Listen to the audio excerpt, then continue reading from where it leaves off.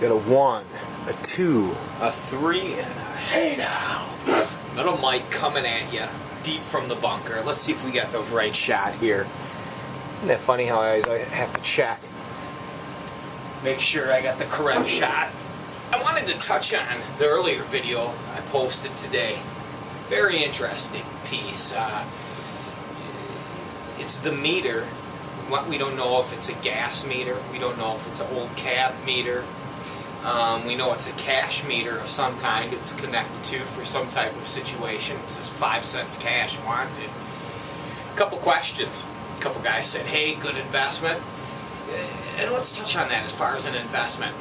And what's important when you're buying is, number one, that you love it. Because if you're going to buy it, you better love it, because you might be keeping it forever. So that's always something you want to play into it. You better love it, because you might not sell it. You might not be able to recoup. But I always have a good green thumb with finding things.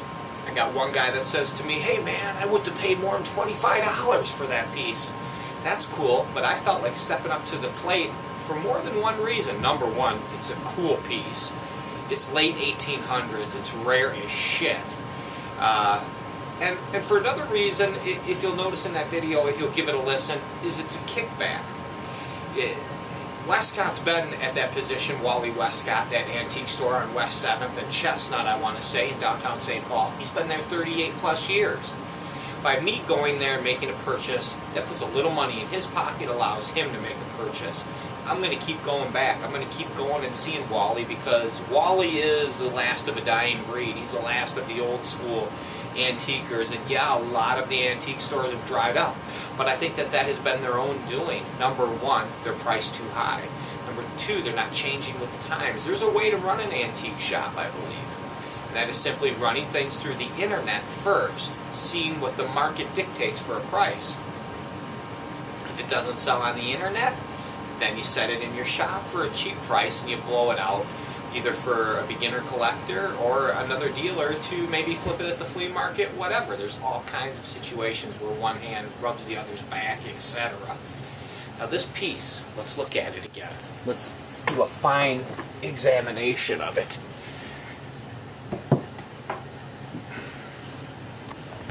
And why I love it and why I fell in love with it. Number one, it must weigh, I would bet, maybe 10, 15 pounds. Maybe a little bit more. As you can see, someone has hand painted. This is a beveled glass front. There's a beveled edge to it. And someone has painted over the original advertisement. I can faintly see letters behind this. Now, I took it apart today to see if I could find a name on it, etc. I couldn't. I could not. But what I was able to do is, let me show you. Here's the patent numbers on the back. The only number that shows up is 11576. And then there's a whole row of when the patents were applied for, and the last one was 1890. So that's the date that I go with this. Just a great piece.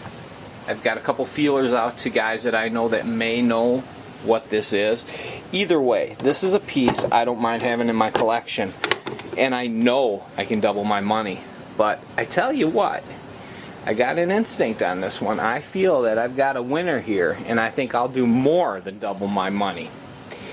And I feel confident enough to state that. Now, if I'm wrong, I'm wrong. Isn't that about what life is about, is living and learning? But either way, I love the piece, and that's what it comes down to. This is an amazing early American piece of technology, engineering, steampunk.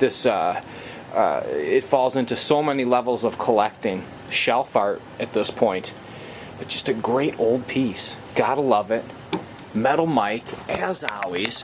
And that book I bought called The Race, interesting book. I did a little bit of research on it. 1958 Daytona 500. That's what it's about. That's what that book has to do with. Now there's a lot of buy it nows on there on eBay for it for like $250 and etc. But I've seen them sell between 25 bucks, 45 bucks. I think mine is about a $100 book. great deal. I'm going to do okay on it. But it was a great piece, and it's one of those pieces, if you're selling at the flea market, setting a booth up somewhere, you want that eye candy. You want pieces like this, because these are not typical. This is not typical. This is what you're looking for. You're looking for these old, rare pieces. And I swear by it. And I'm going to continue to swear by it, because I love anything made before 1900. How can you not? So Metal Mike, I'm wrapping it down. It's 7:35 Minnesota time. I cut my hair. Summertime's here. I'm feeling nice and fresh. I'm ready to go junking. Tomorrow's Tuesday, and I got a great plan for tomorrow, and I'm going to bring the camera along with. Fingers crossed anyway. Sometimes saying it and doing it don't always work out, but I plan on doing it, and I'm going to get out there tomorrow and we're going to find something else. So in the meantime, keep junking, keep reading books, keep searching the internet, keep working Craigslist, use the newspaper, word of mouth, talk to people. If you see an old lady raking the leaves, stop and talk to her and give her your flyer. In the meantime, all I can leave you with is a what? Hey now! Always subdued, always. Why? Because the kids are going to sleep. Yeah, at 7:30, you better believe it. When you got a 3-year-old and 2 special needs kids and they're getting up at 5 o'clock tomorrow morning, they're out. They're chilling right now. And this is my time. And I thought I'd shoot a little video for you, and I did it. I'm going to stand behind this piece. I like it, and that's what it comes down to. What do you like? That's what you buy. That's what you bring home. Because you better love it, brother. Hey now!